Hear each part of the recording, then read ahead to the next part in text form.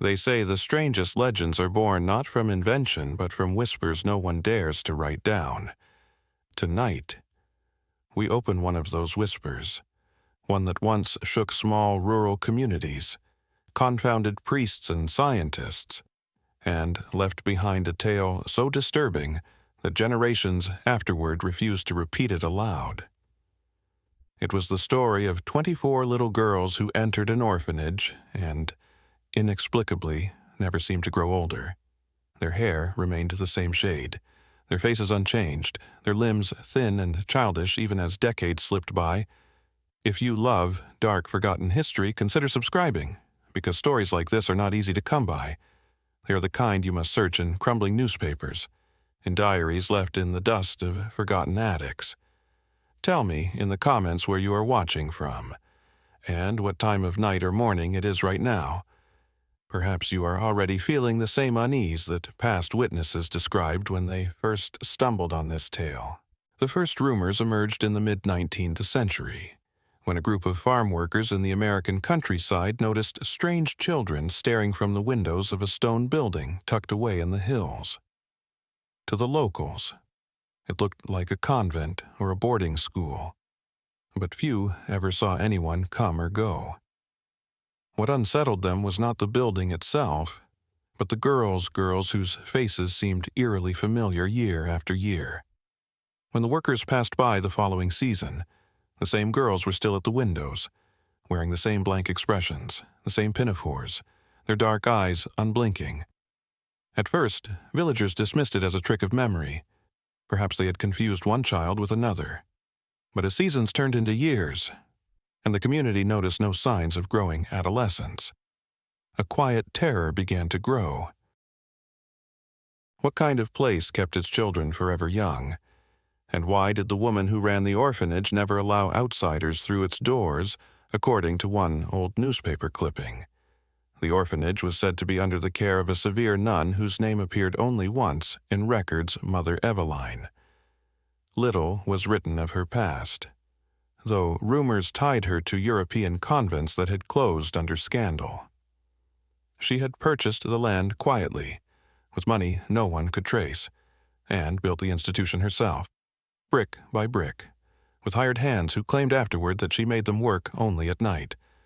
When they tried to speak about the job, their words faltered, as though some pressure weighed on their chests, warning them to remain silent. By the 1870s, the legend had already grown. A traveling preacher wrote in his journal of the unholy children with eyes of glass, whom he glimpsed while lodging in a nearby farmhouse. He claimed they stood perfectly still, lined in rows behind the windows, though no candle lit the rooms behind them. Not one smiled, not one blinked, he wrote. And though they looked no older than 7 or 8, I was told they had been there since the war.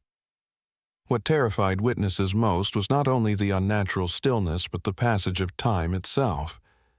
Families who had lived in the area for decades swore that the same girls they saw as children in the 1850s still looked unchanged in the 1880s. They do not age, one farmer whispered to his son. They do not grow. They wait. No one knew what they were waiting for. There were other strange details, whispered in taverns or scribbled in diaries.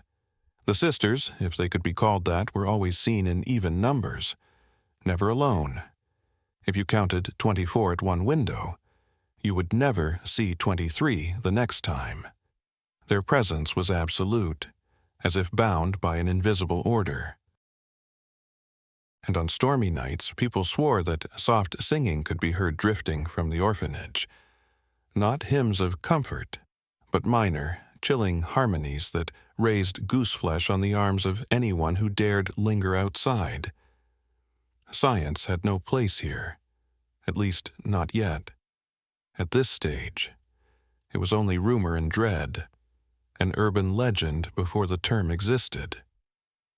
Still, the whispers spread until even physicians in neighboring towns became curious.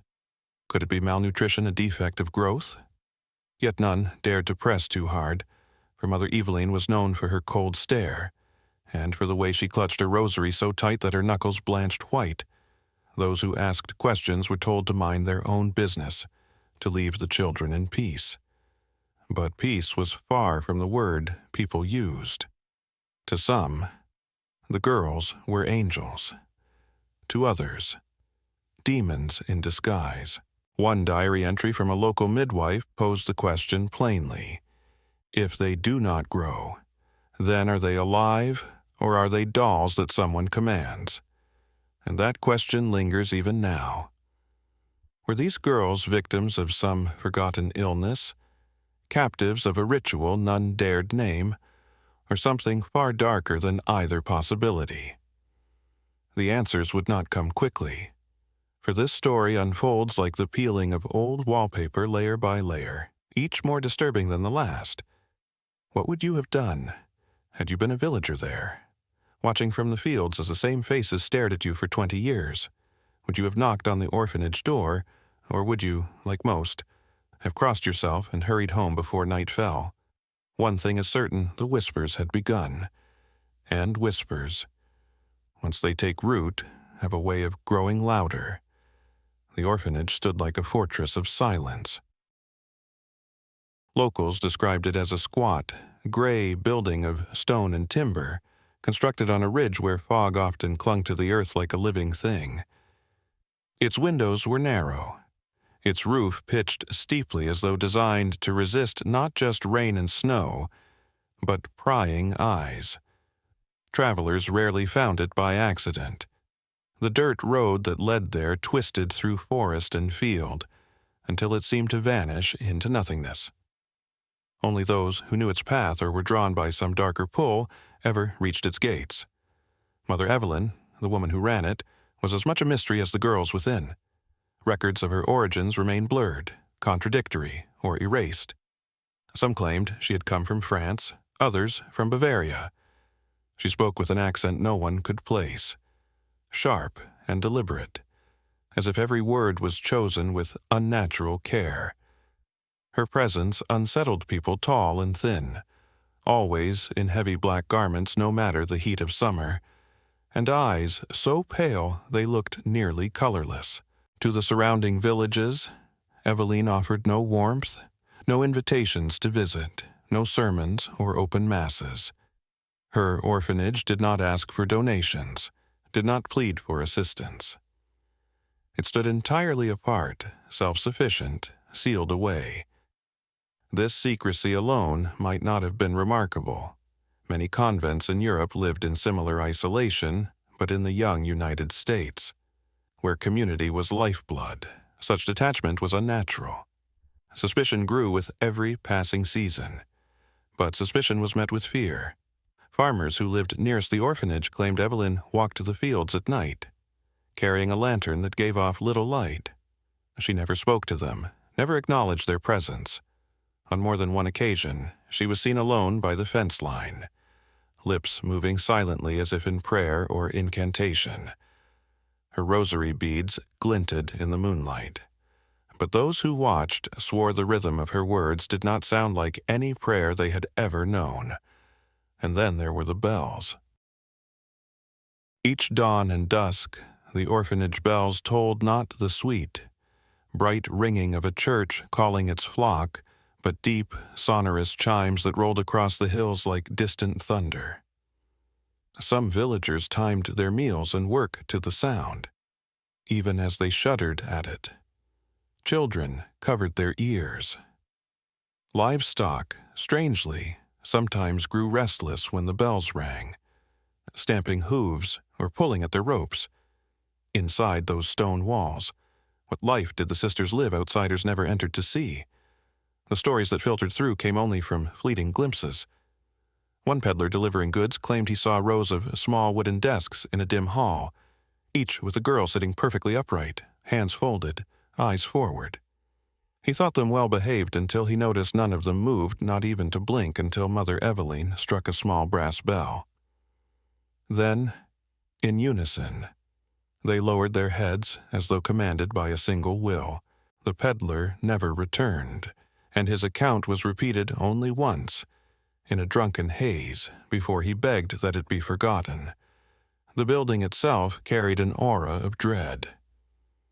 Some said it was never entirely dark inside. Even at night, a dull glow leaked from its upper windows.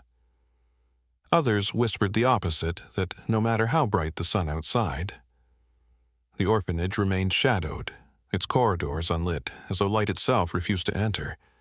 Still, what disturbed people most was not the structure, but the certainty that the children within did not change. A decade might pass, yet those who glimpsed the windows swore the same 24 faces peered out unaltered, neither growing older nor younger, neither joyful nor sorrowful. The passage of time seemed suspended behind those walls.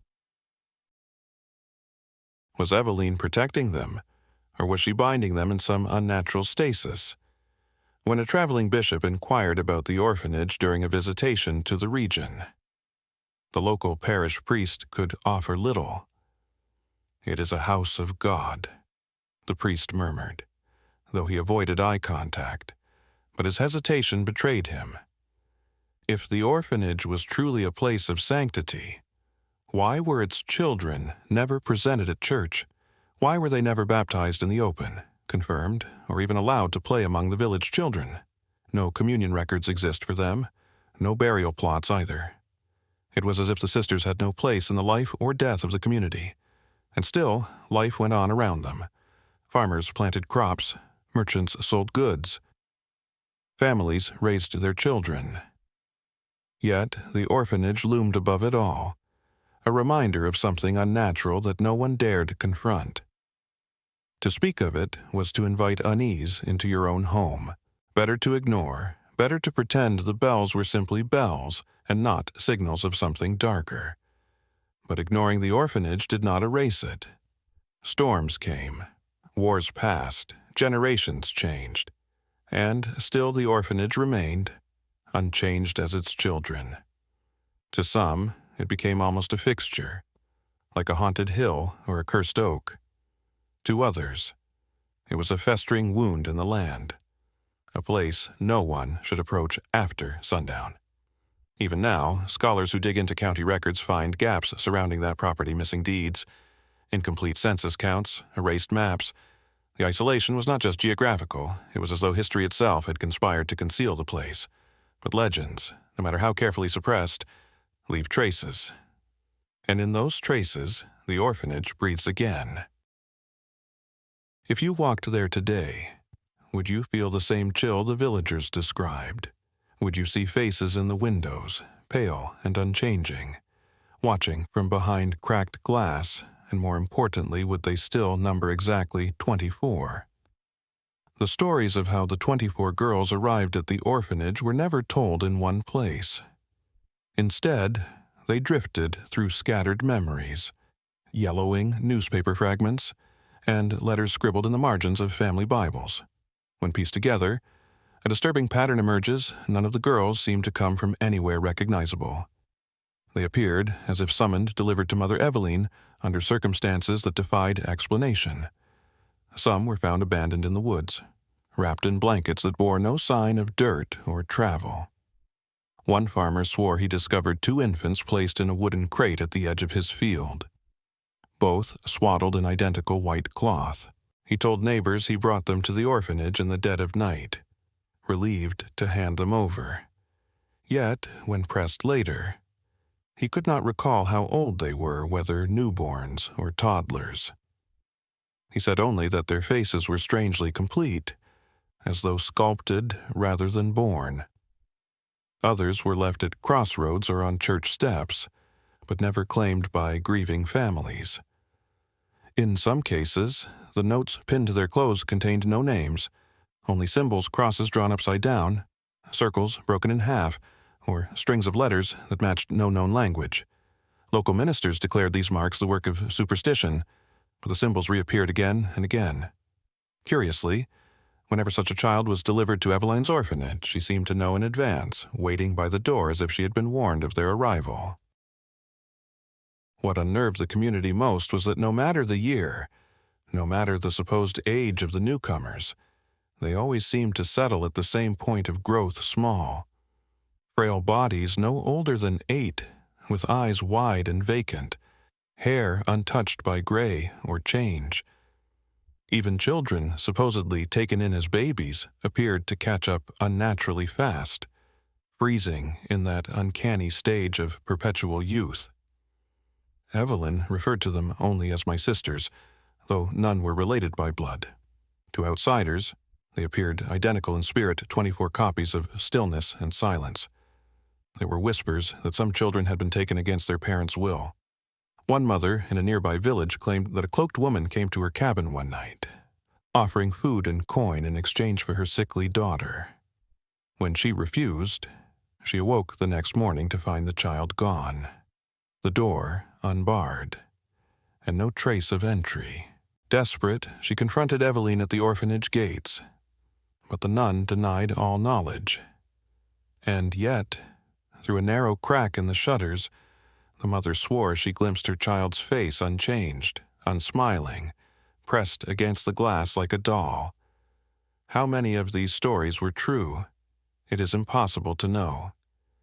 Yet, by the 1880s, the number 24 had become fixed. No more girls appeared, none disappeared.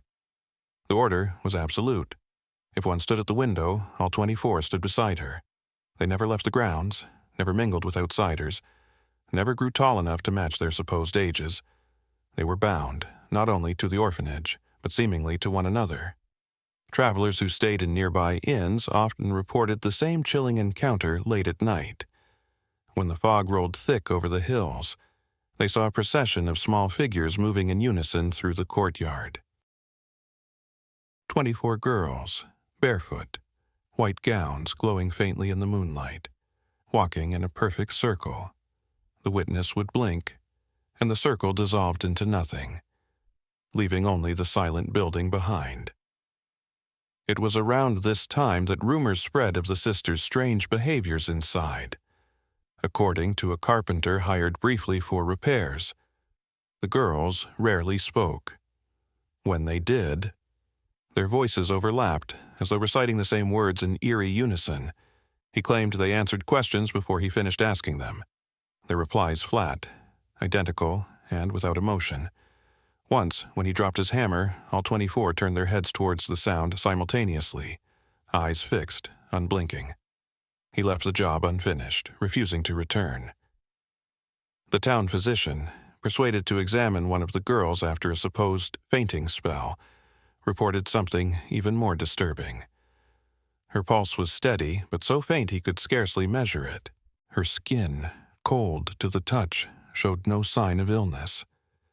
When he asked Eveline how long the girl had been under her care, she smiled without warmth and answered, "Longer than you have drawn breath." The physician never spoke publicly of the incident again. By now, the girls had become legend among children in the village. Dares were made to approach the orphanage gates after dusk, to count the faces at the window, to whisper names and see if the girls would turn their heads. Some boys claimed they saw the sisters mimic their own gestures from behind the glass, raising hands in perfect imitation. Others swore they heard voices echo their laughter in the night air, even when no laughter came from their own throats. Parents warned their children never to linger near the grounds, but warnings only deepened curiosity. The sisters became a tale to frighten misbehaving children. Do as you're told, or the sisters will take you. Yet even adults could not banish their unease. What was Eveline's purpose in gathering them? Why 24, no more, no less, and why did time itself seem to halt at her command? The community began to ask questions it could not answer. Were the sisters abandoned innocents, cursed by fate, or were they participants in something far older, bound by a pact no outsider could comprehend? The girls' frozen faces gave no answers, only more silence. And so, the orphanage remained sealed in mystery, its 24 sisters peering outward at a world that aged and decayed while they stood untouched. But the whispers were growing louder. Priests, doctors, and skeptics alike would soon be drawn to investigate, and what they found would only deepen the dread. It was one thing for villagers to whisper among themselves about the orphanage, but another for outsiders, people with no reason to invent stories to confirm what they had long suspected. Witnesses, unconnected by blood or creed, began leaving behind testimonies of what they saw. Some appeared in forgotten county ledgers, some in faded travel journals, and others in letters sent to distant relatives who never believed them. Taken together, their voices form a chorus of dread that refuses to die. One account came from a schoolteacher named Lydia Whitman, who traveled through the region in the early 1890s. She wrote to her sister in Boston about the strange children she glimpsed from the roadside. There were 24 of them, she explained, all lined at the windows as though awaiting my arrival. Their faces were pale, expressionless, yet their eyes followed me until I passed beyond the bend. I cannot forget those eyes, for though they were young, they carried no youth, only the vacancy of dolls. Lydia insisted she had returned 2 years later by chance, only to see the same girls, unchanged, wearing identical dresses. Her letter ended with a question scrawled in a trembling hand. How can they still be children? Farmers told similar tales. A man named Isaac Dole remembered plowing his fields under a heavy dusk when he felt the prickle of being watched. Looking up, he saw the 24 sisters standing outside the orphanage fence. Their gowns fluttering, though the air was still. He turned to fetch his lantern, but when he looked back seconds later, they were gone, and the field lay silent. Dole claimed that afterward his cattle refused to graze near that fence line, no matter how he drove them. Perhaps the most unsettling testimony came from a young peddler named Thomas Heller, who sold trinkets door to door. He claimed Evelyn reluctantly allowed him into the orphanage hall for a single transaction, candles and needles, and though he never entered farther than the threshold, what he saw haunted him forever. The girls sat in wooden chairs against the wall, hands folded, heads tilted in identical angles. Not one child shifted in her seat, not one coughed or blinked. Heller swore they stared straight ahead, their pupils dilated as though in shadow, though the room was well lit. He noticed something else when Evelyn took the coins from him. The girl's lips moved in silence, as if murmuring words in a tongue he could not hear. Some testimonies appeared much later, when caretakers or laborers confessed on their deathbeds. A groundskeeper named Aaron Coates admitted he had once been hired to chop wood for the orphanage. He said the girls never approached him, but he often caught them staring from the corners of the yard, always in groups, never alone.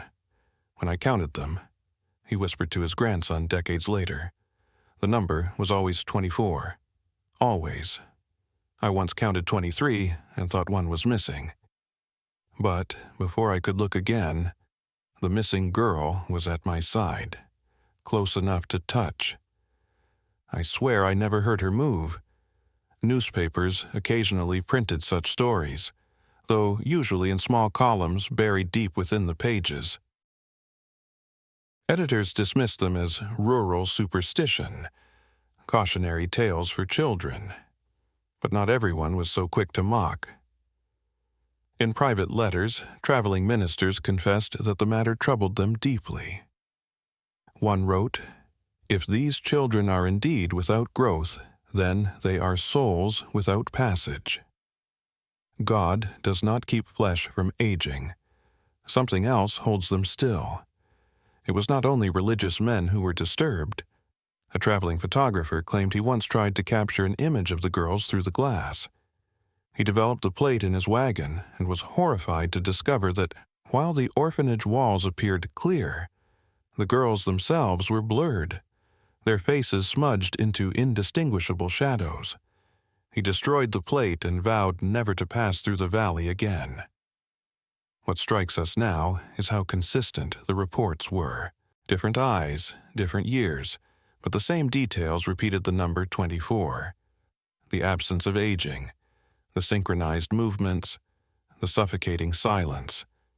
These were not passing misperceptions, but experiences so vivid they drove hardened men to tremble and devout women to question their prayers. Yet, witnesses did not all agree on one thing: whether the girls wanted to be seen. Some insisted the sisters pressed their faces to the glass deliberately, eyes locked on outsiders as though hungry for attention. Others claimed the girls avoided all notice, appearing only at night or in fleeting glimpses, vanishing when observed too closely. Which was true could both be true, depending on the watcher and every testimony. However, Eveline loomed like a shadow. She never denied the existence of the girls, but she offered no explanations either. To those who questioned her, she replied with clipped phrases: "They are safe. They are under my care. They are not your concern." The witnesses left unsettled, muttering that her words sounded less like reassurances than warnings. And so the mystery thickened, passed from mouth to ear, testimony to testimony. The orphanage grew into a place of dread not because of what happened inside its walls, but because no one could ever prove or disprove what they saw. Science had not yet set its eye upon the sisters. Religion had not yet spoken its final word. For now, there were only witnesses, ordinary men and women who swore they had looked upon something that should not exist. If you had stood there yourself, peering through those narrow windows, what would you have seen? Would the sisters turn their heads in perfect unison to acknowledge you? Would you have dared to count them? Whispering 1, 2, 3, until you reached the haunting number 24. And what would you have done if, as some swore, the count came out wrong? The testimonies leave us with no answers, only more dread. And dread has a way of demanding explanation, pulling priests, doctors, and seekers of forbidden truth to the orphanage gates. They would not be turned away forever. The first man to faith to pierce the orphanage gates with any authority was Father Matthias, a parish priest from a nearby county who had heard whispers of the 24 sisters for years. His journals, later discovered in a locked drawer at his rectory, contain some of the most chilling descriptions of the children and their caretaker. They reveal a man both resolute in his belief and tormented by what he encountered. Matthias recorded that he first approached the orphanage under the pretense of offering the sacrament of confirmation. It disturbed him. He wrote that no record existed of the girls ever being baptized or receiving communion. In the Catholic Church, this was unthinkable. He rang the orphanage bell at dusk, and after several tense minutes, Mother Eveline opened the door only a crack. Her face was expressionless, her voice calm. "They are confirmed," she told him flatly. When he asked for proof, she replied, "Their confirmation lies not in paper but in permanence." This cryptic answer only deepened his resolve. Matthias returned a week later, armed with holy water and his crucifix, determined to perform rites whether Eveline approved or not. She allowed him in, perhaps out of arrogance or perhaps because she knew resistance was pointless. Inside, Matthias described a chapel of sorts, long wooden benches, an altar stripped of ornament, and the sisters lined in rows like statues. He noted that the air inside was oppressively still. When he lifted the crucifix, the children turned their heads simultaneously toward it, eyes wide but not fearful. He sprinkled holy water, murmuring the words of blessing. Yet the droplets seemed to hang in the air, never landing upon their skin. Disturbed, he pressed onward, reciting prayers of protection. That was when, he claimed, the whispering began. At first it was faint, a rustle like leaves in wind. Then, unmistakably, words, 24 voices speaking in unison, though their lips barely moved. He could not make out the language.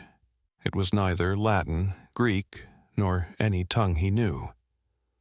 The sound grew louder until the crucifix in his hand trembled. Eveline placed a firm hand on his shoulder and whispered, "Do not provoke them." In his journal, Matthias wrote that fear gripped him more tightly than at any exorcism he had ever attempted. He dropped his crucifix, and the voices ceased instantly. The sisters returned to silence, eyes forward, as though nothing had transpired. Eveline picked up the crucifix herself, placed it back in his hand, and said softly, "You cannot drive out what was never driven in." Matthias fled that night, yet he returned twice more, compelled by both faith and obsession. On his second visit, he brought candles and attempted to record the chants he heard. His notes describe a repeated phrase, "Veni sorores aeternam," which he translated clumsily as, "Come sisters eternal." The girls spoke it in rhythms like waves, rising and falling together. He tried to counter with the Lord's Prayer, but his voice faltered as theirs grew louder, until he collapsed in exhaustion. Eveline carried him to the door and told him to rest. "You waste your strength fighting permanence," she whispered again. By his third visit, Matthias was broken.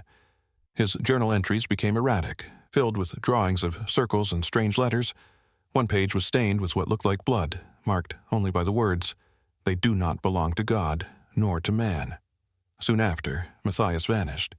Some say he fled to Europe in shame, others that he took his own life. His parish never heard from him again. But the journals remained, hidden, until discovered decades later by chance.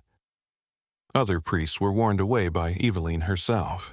Those who pressed her too far were met with sudden illness, strokes of misfortune that drove them back to their own parishes. Rumors grew that Eveline had power over them, that her rosary was no ordinary set of beads, but a chain of charms, each one representing a vow or a bargain. Witnesses swore that when she prayed, the sisters shifted slightly, as though her words bound their bodies in invisible ropes. The most disturbing detail came not from Matthias, but from a young novice priest who once accompanied him. In his own testimony, written years later, he confessed to sneaking into the orphanage alone one stormy night. He described the chapel again, but this time, the altar was lit with candles that burned blue instead of yellow. The sisters stood in a circle, hands joined, whispering. Eveline was at the center, eyes closed, her lips moving in the same rhythm. When the novice dropped his lantern in fear, the girls turned to face him, and every candle extinguished at once. He fled into the night, never to return.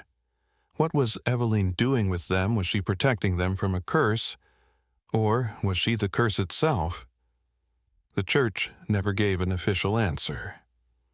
Matthias's journals were quietly suppressed, locked away by higher authorities who likely feared scandal more than they feared the truth. Yet whispers of his attempt spread nonetheless, fueling the legend. If these were ordinary children, why did holy water fail to touch them, if they were souls in need of saving? Why did prayers only stir them to chant in tongues unknown? And if they were not children at all, then what were they? The priest's forbidden records leave us no closer to resolution. Instead, they deepen the mystery, painting Eveline not as a guardian nun, but as a keeper of something neither holy nor human. Something that listened, responded, and endured.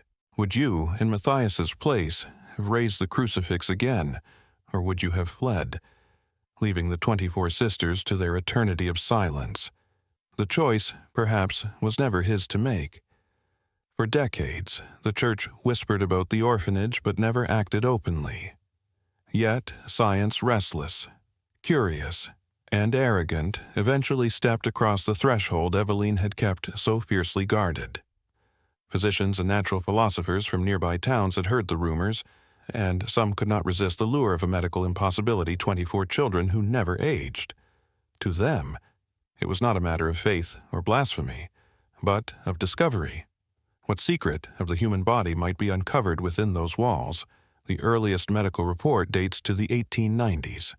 Written by a doctor whose name was never printed in full, only the initials R. H. His notes, found decades later in a locked chest, describe being invited privately to observe one of the girls. Eveline herself arranged the visit, though the reasons remain unclear. Perhaps she wanted to demonstrate her power, or perhaps she thought she could control what the doctor recorded. R.H. wrote that the girl he examined looked no older than 7 years, with delicate features and skin so pale it seemed translucent. He measured her height, her weight, and her pulse. All readings fell within the range of a healthy child. Yet, when he checked her teeth, he discovered something unnerving, though they appeared as the teeth of a child. There was no sign of growth or loss. No deciduous roots, no eruption, he scrawled.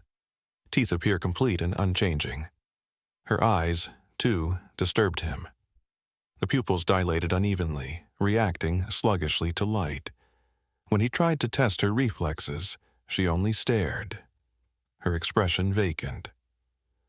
But when Eveline entered the room, the child's eyes immediately shifted, as though awakened by her presence. They respond not to the world, R.H. wrote, but to her alone. He returned twice more, each time under Eveline's supervision. On his second visit, he tried drawing a small sample of blood. The fluid that filled the vial was dark, thicker than he expected, and clotted almost instantly. When he attempted to test it later, the sample dissolved into a black residue, leaving no trace of recognizable human cells.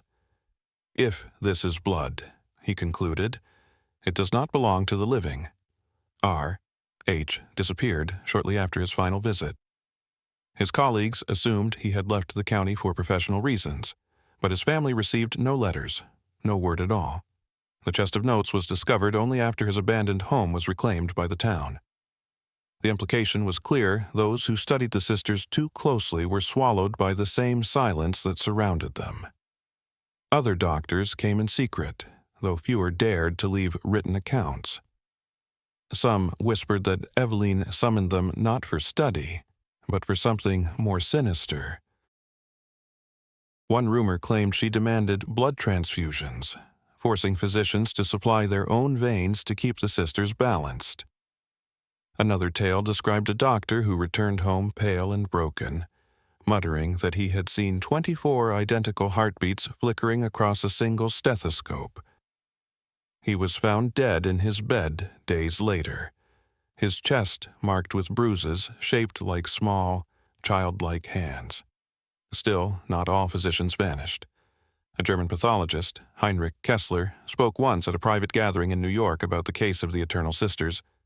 He described examining skeletal X-rays that were sent to him anonymously, images of small, childlike frames with joints fused strangely, as though bone growth had been halted mid-process. The images, he claimed, could not belong to living, moving children. Yet, he admitted he could not prove their origin, and when pressed for details, he fell silent. Weeks later, Kessler was dismissed from his post under unexplained scandal and returned to Europe, never to lecture again.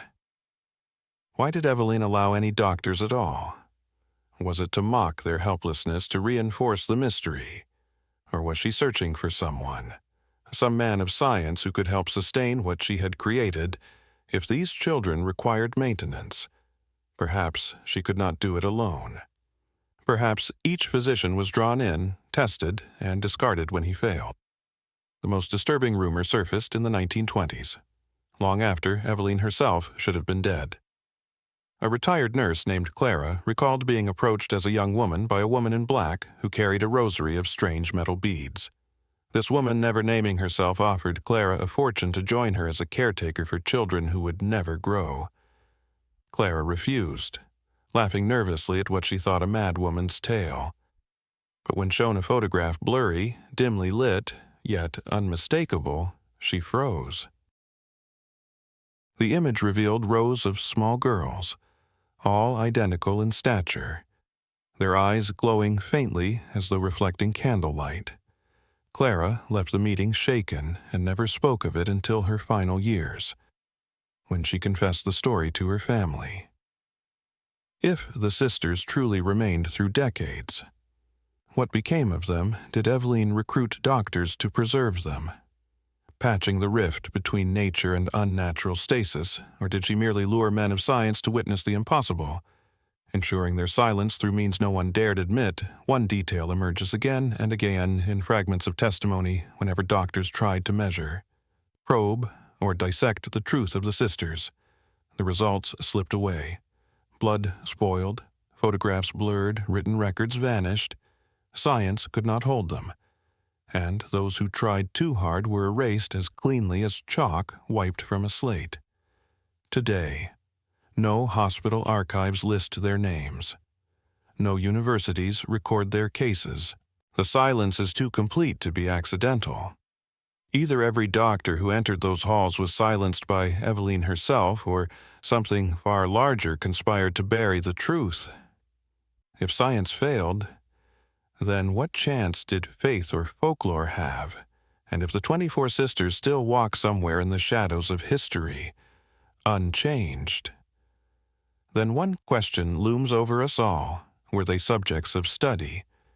Or were the doctors the true experiment? Storms have always carried a weight of superstition, but around the orphanage they took on a meaning more sinister. Old diaries, fading clippings, and whispered accounts agree on this. When lightning split the sky and rain pounded the hills, the sisters changed. They moved, they spoke, and their silence became sound. One villager, Mary Colton, described in her memoirs the night she sheltered with her family during a summer storm in 1903. Their cottage stood less than a mile from the orphanage, and as the winds howled, they heard faint voices carried across the fields. At first, they thought it the wind itself, but the pattern was unmistakable words spoken in rhythm, rising and falling like a tide. Mary's father opened the shutters to peer outside. Lightning illuminated the ridge, and for a fraction of a second, he saw them, 24 girls, standing in the orphanage courtyard, gowns plastered by rain, chanting in perfect unison though the storm drowned out all else. The next morning, he denied what he had seen, but Mary never forgot. Other witnesses described nights of terror when thunder rattled the windows.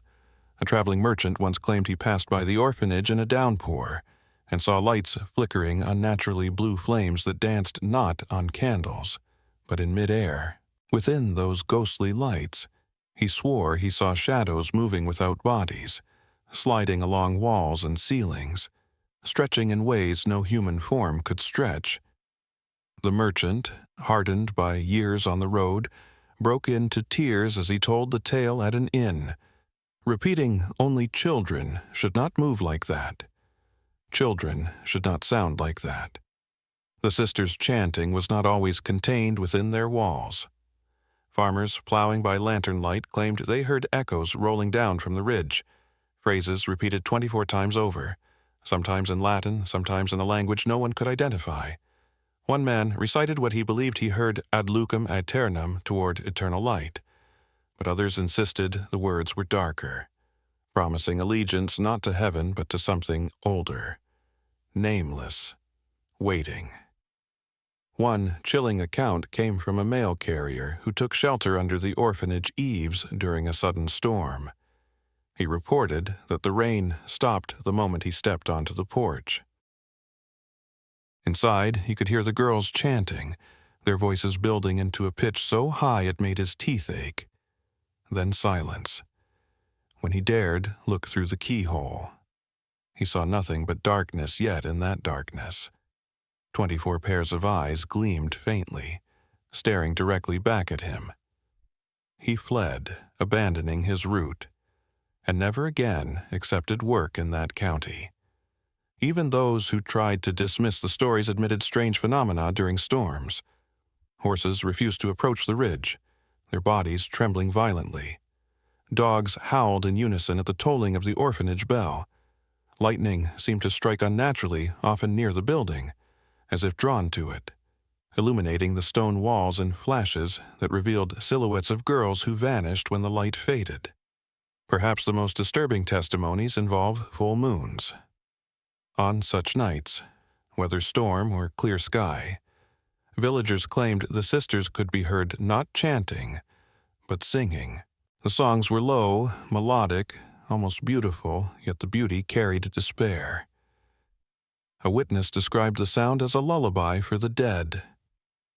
Several claimed they saw the girls walking the perimeter of the orphanage grounds, barefoot, hands linked, circling slowly as if enacting some ritual. When interrupted by a snapped twig, a cough, a human presence, they stopped instantly, heads turning together toward the intruder. More than one trespasser swore they saw the girls smiling faintly in the moonlight, though their lips never parted. Stranger still, storms seemed to trigger phenomena within nearby homes. Lamps flickered, clocks stopped at midnight, and children complained of voices whispering to them from the corners of darkened rooms. One farmer's son screamed that the sisters are inside after waking to see 24 small shadows at the foot of his bed. The boy's hair turned white within the week, and though he lived into adulthood, he never spoke of that night again. Scientists and priests alike tried to rationalize these tales, but even they struggled to explain why storms amplified the sisters' presence. Was it the raw energy of lightning and thunder feeding something unnatural within them, or was it simply that storms gave witnesses an excuse for their fears? A backdrop for imagination. Yet the consistency of details, the number 24, the unison of voices, the strange lights defies mere folklore. Some modern researchers speculate that Eveline used the storms deliberately, timing her rituals to coincide with the violence of nature.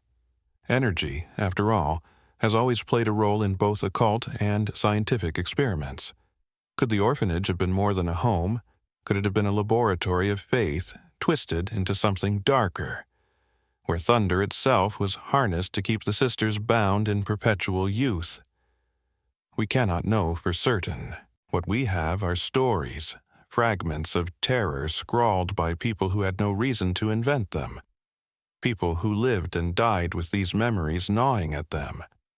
Stories of lightning that revealed too much, of shadows that belonged to no body, of voices that carried across rain-soaked fields long after midnight, and, if the sisters truly chanted during storms, the most haunting question remains to whom or to what were they speaking? Would you, if standing in that valley during a tempest, dare to look toward the orphanage ridge? Would you listen to the voices carried by the wind, risking that they might notice you listening? For those who did, their lives were never the same. Storms came and went, but the memory of the sisters' voices lingered forever, like an echo that refuses to fade. No mystery remains untouched forever. By the early 20th century, villagers began to whisper that the orphanage itself had begun to fade. Not crumble in the way of ordinary buildings, but fade as though stone and timber were slipping from the fabric of the world. One spring, travelers reported the doors chained and the windows shuttered. By autumn, a few claimed the structure was already empty. Within a handful of years, the place that had stood immovable for generations seemed to vanish, leaving behind only cracked foundations swallowed by weeds. But if the orphanage disappeared, the sisters did not. The first alleged sighting came from a shopkeeper in a nearby town, who claimed a pale child stood silently in his store one morning before opening. She wore a white dress soaked by dew, though the day was dry. When he turned to fetch her water, she was gone, shaken. He described her to his wife, who immediately whispered, "That's one of Eveline's girls." Later, when he dared speak of it to others, several neighbors admitted they had seen similar figures wandering the fields at dawn, always small, always silent, and always alone. Over the next decades, rumors multiplied. A farmer's wife swore she saw two girls standing hand in hand at the edge of her orchard in the moonlight. A railway conductor told of a child who boarded his train without ticket or escort, only to vanish between one stop and the next. An innkeeper recorded in his guest book that 24 girls once arrived together, each signing the same name in identical handwriting. He tore the page out, terrified of what he had allowed into his home. Though each story differed, one detail bound them all: none of the girls ever appeared to age, from the 1850s to the 1920s. The descriptions never wavered: frail bodies of 7 or 8 years, pale skin, hollow eyes, voices rarely raised above a whisper. If the orphanage had crumbled, time had not claimed its children. They had been released. Historians searching county records find something stranger still: the property on which the orphanage stood was quietly sold, then resold, but always under shell names and false deeds. No legal trace of demolition exists. Surveyors decades later remarked on foundations that seemed too new to be so overgrown, as though the building had been erased rather than abandoned.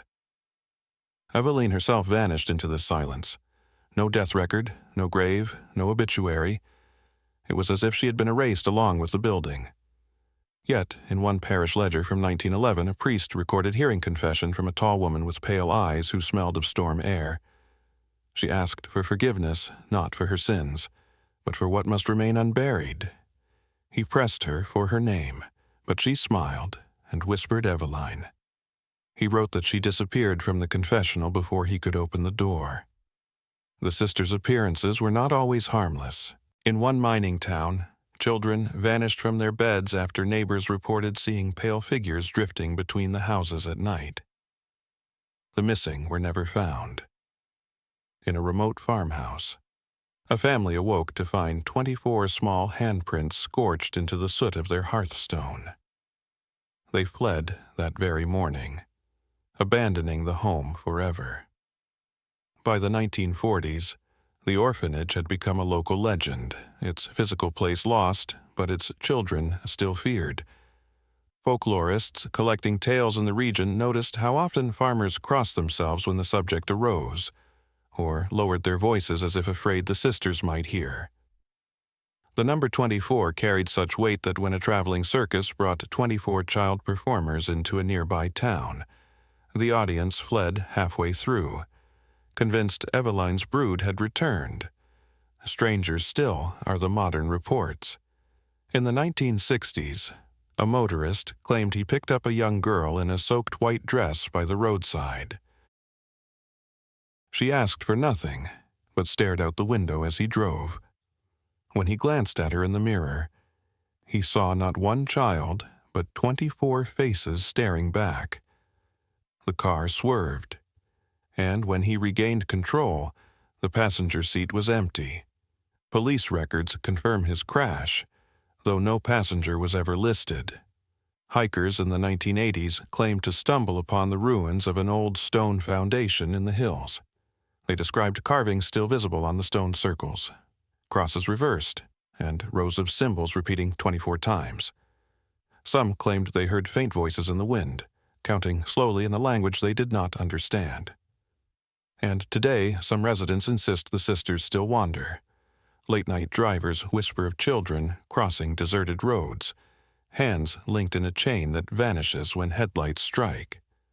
Urban explorers tell of abandoned houses where 24 pairs of shoes, too small and too new, sit lined against the wall. Photographers capture blurred shapes, always in groups of 24, smudged like smoke across their lenses.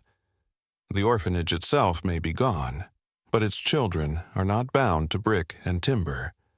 Whatever Eveline began, whatever bargain she sealed, the sisters seem bound not to a place, but to a permanence that science and faith alike failed to shatter. And if you travel through those valleys, you may ask yourself, would you know them if you saw them? Would you count 1, 2, 3, until you reach the number 24, and realize too late that you had become part of the legend? For some say the sisters do not simply wander. They seek, and when they appear, it is not only to be seen, but to choose. When the orphanage had finally faded into ruin, or been swallowed by something larger than ruin, the human mind rushed to fill the void with theories. People needed explanations, even terrible ones, for why 24 girls had never grown, why storms seemed to answer their voices, and why witnesses vanished after speaking too boldly. Theories became whispers, and whispers became forbidden lore. The first and simplest idea was that Eveline had been a practitioner of occult arts. Folklorists noted how her rituals coincided with storms, how her rosary resembled a chain of charms, and how the sisters seemed bound to her presence. Some whispered that Eveline had made a bargain eternal guardianship in exchange for keeping the girls frozen between life and death. To whom did she bargain? The devil, some said.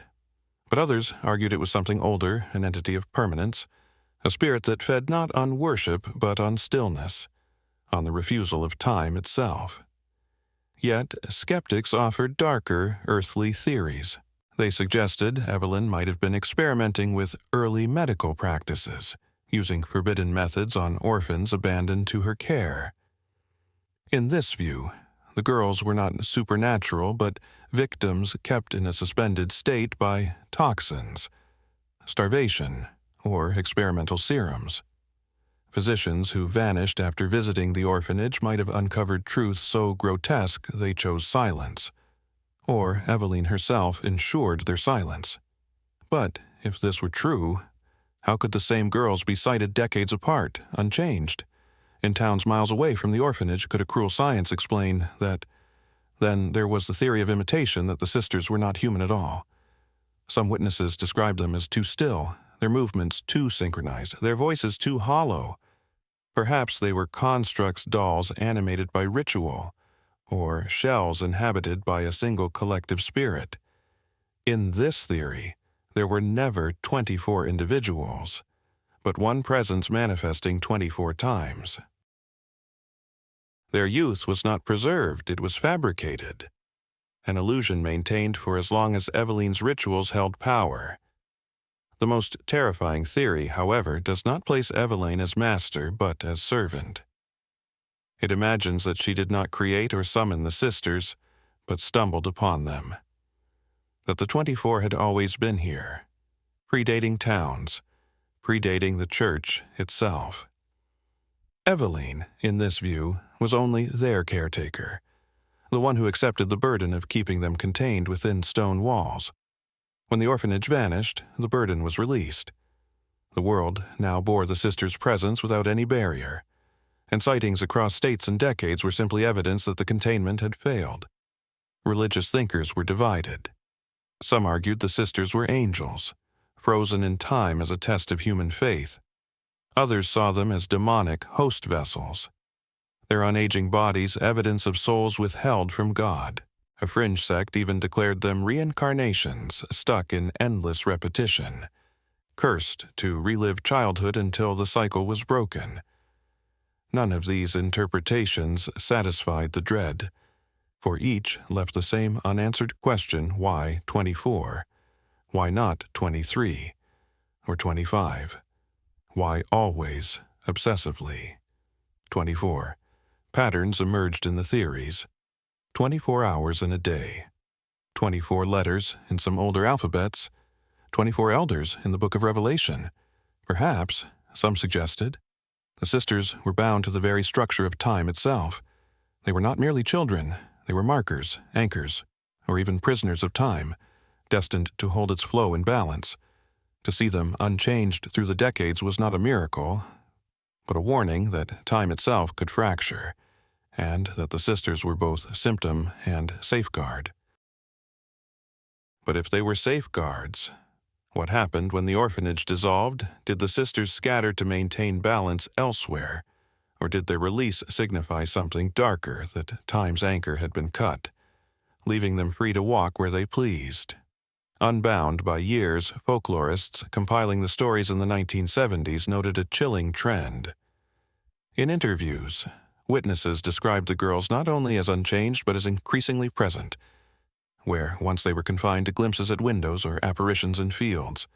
By the mid-20th century they appeared in homes, on roads, even in crowded towns, always silent, always pale, always vanishing the moment one tried to touch them. If the theories of containment were true, then their appearances suggested not protection but expansion. Others took comfort in believing the sisters were simply legend, that stories of identical children across decades were just echoes, folklore passed down and reimagined. But the consistency of detail, the number, the whiteness of their gowns, the unchanging faces undermines the dismissal. Can legend remain so precise for over a century without root in something real? One unsettling detail binds the forbidden theories every scholar, every doctor, every priest who studied the sisters too closely seemed to vanish from the record. Their names erased, their writings hidden, their reputations dissolved, as though the sisters themselves reached into history to erase those who sought truth. Or perhaps others' churches, governments, secret orders buried the accounts to avoid unleashing panic. And so, the sisters remain in the liminal space between fact and folklore, feared not for what they are, but for what they might mean. Are they the evidence of humanity's darkest experiment? The outcome of Eveline's forbidden pact? Or something cosmic? Anchoring time itself, we cannot know. But imagine standing before them, counting the faces until you reach 24. Would you believe they were children cursed to stillness? Or time's eternal prisoners? Or dolls made animate by a bargain too dark to speak whatever you chose? Would your belief matter, or would the sisters simply watch, unchanged, as if your thoughts were nothing more than another storm passing through? Theories do not comfort, they only deepen the dread, and dread, once it grips, does not let go. The legend of the 24 sisters did not die with the orphanage's collapse. If anything, its disappearance made the story stronger. By the mid-20th century, families moving into the valleys inherited not only farmland and homes, but also an unease passed down like a curse. They whispered that Eveline's children still walked among them, not bound to stone walls but free, blending into a world unprepared for their silence. One of the earliest modern accounts came from a soldier returning from the First World War.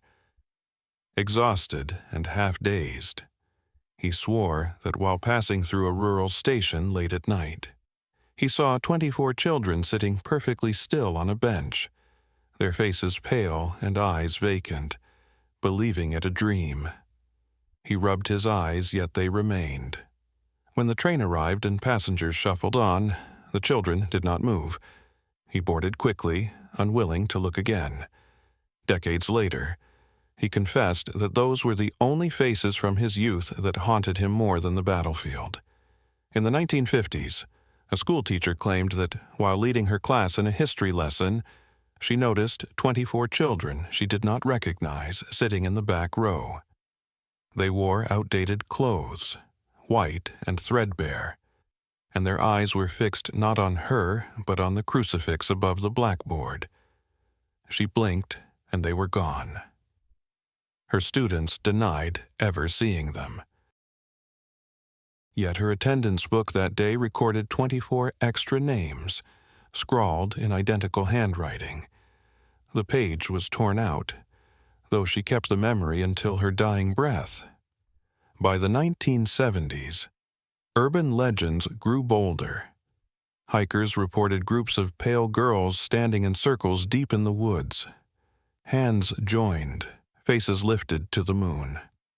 Drivers on rural highways swore they saw 24 figures crossing the road at once, vanishing as headlights struck them.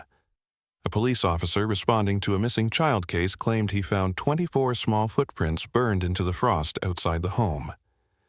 Each print pressed deep as though by something heavier than a child's weight. Some speculated that the sisters had multiplied, or that new girls had been taken to join their number.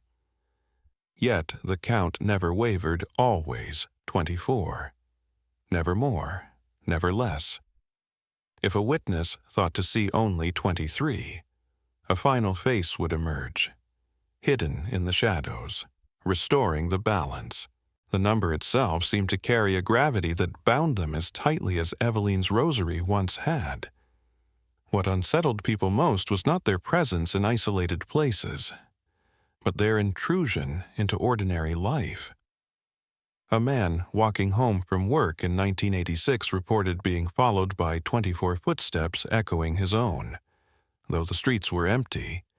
A mother claimed her baby's monitor picked up faint voices, 24 voices murmuring lullabies in a language she could not recognize. A photographer developing film in his darkroom found, again and again, blurred rows of children standing behind him, though no one had been present when he took the pictures. The question remains, are the sisters still children? Or has time passed for them in ways invisible to us? Do they think, feel, and grow internally while their bodies remain unchanged? Or are they something else entirely beyond childhood, beyond humanity? Wearing the faces of little girls because that form unsettles us most. Some modern theories suggest they walk among us unnoticed, their presence obscured until they choose to reveal themselves. Imagine passing a group of children in a playground, convinced they are ordinary, only to realize hours later you counted exactly 24, each one strangely still. Imagine a school photograph where, upon closer inspection, the same face repeats 24 times in different positions. Such tales circulate online, stripped of names and dates, yet carrying the same dread as the original whispers from the valley. If Eveline was truly their guardian, then who watches them now? Do they require guardianship at all? Or have they become their own keepers, bound only to the laws of permanence? Some insist Eveline still walks with them, unchanged as well, her pale eyes glowing faintly as she leads them through back roads and abandoned houses. Others believe she was consumed by them. Her soul spread evenly across 24 bodies, leaving no trace but their continued survival. What seems certain is that they have not vanished. In the last decade, travelers and locals alike have shared eerie reports: 24 girls walking a dirt road at dawn, 24 figures reflected in a store's glass though only one stood outside, 24 shadows stretching from a single child under the streetlight. Always 24. Always unchanged. And so the curse, or whatever it may be, remains unbroken. Perhaps it cannot be broken. Perhaps the sisters are not meant to pass into adulthood, into time, into death. They are a reminder, an eternal wound carved into the world that some mysteries are not meant to resolve, that some stories are not meant to end. If you drive through that valley today, watch the fields carefully. Count the figures you see if you dare. But remember this: once you begin counting, you may not be able to stop. And if you reach 24, do not look away too quickly. For when you turn your back, you may hear 24 voices whispering your name. The story of Eveline and her 24 sisters leaves us with dread, not closure. Were they cursed children, failed experiments, or eternal guardians of time itself, or were they never human at all, but something that chose human form to haunt us more deeply? What do you believe really happened if you enjoyed this descent into dark, forgotten history? Subscribe for more stories that history tried to erase, and continue watching this video here, where another tale waits to unsettle your sleep. Some legends fade when their buildings fall and their witnesses die, but not this one. The orphanage may be gone. Eveline's name may be erased from official records, but the sisters linger. They have become more than a story. They are an idea that refuses to die, a presence that drifts wherever people are willing to look too closely at the edges of night. The unease remains strongest in those who believe they have glimpsed the sisters for themselves. Drivers who swerve to avoid 24 children crossing a road. Parents who count too many shadows in their home. Hikers who swear they hear laughter echoing from empty valleys. These accounts persist not because they can be proven, but because they awaken something primal, the fear of time stopped, of life without growth, of faces that remain forever young while the rest of us wither. What if they are still here? What if they are waiting? And what if their number 24 holds meaning greater than we dare to guess? Were they Eveline's burden alone? Or is the burden now ours, carried forward by every telling of their story we cannot answer? But perhaps that is the point. Some mysteries are too heavy for truth, and some horrors survive precisely because they remain unresolved. The sisters endure not in facts, but in dread. A reminder that what terrifies us most is the possibility that they might be real. What do you believe really happened in that orphanage? Were the sisters victims, monsters, or something else entirely? Leave your thoughts below, because the story lives only as long as it is retold. Subscribe for more stories history tried to erase. And if you dare, continue watching this video here.